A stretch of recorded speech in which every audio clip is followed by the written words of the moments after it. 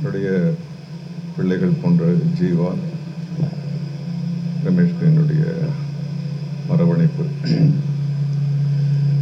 RB Chowdhury சாரை பற்றி தெரியாதவங்க இங்கே யாருமே இல்லை. இருக்கிறதுல ரொம்ப மூத்த தயாரிப்பாளர்.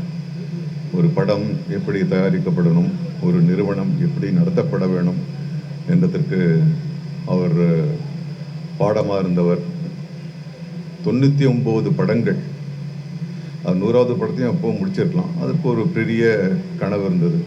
ஆக நம்ம நிறைவாக 100 படங்களே என்று வைத்துக் கொண்டாலும் இந்த காலகட்டத்தில் ஒவ்வொரு படம் எப்படி தயாரிக்கப்படுகிறது, எப்படி வெளியாகிறது என்பது நமக்கு தெரியும்.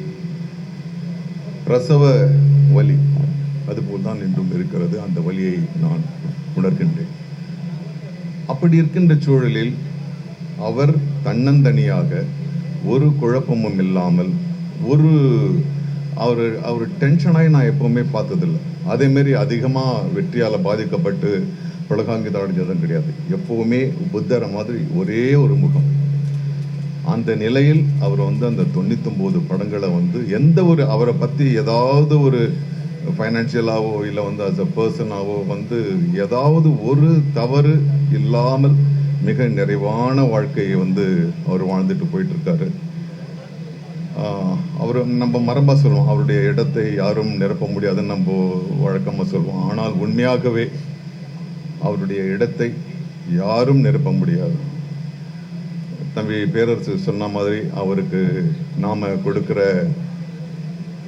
மரியாதை முதல்ல அவர் எப்படி அவருடைய நிறுவனத்தை நடத்தினாரோ, அவர் எப்படி ஒரு தயாரிப்பை தயாரித்தாரோ, அதுலேருந்து சில பாடங்களை நாம் எடுத்துக்கிட்டு கடைப்பிடிக்கிறது தான் நாம் அவருக்கு செய்கிற மரியாதையாக இருக்கும்.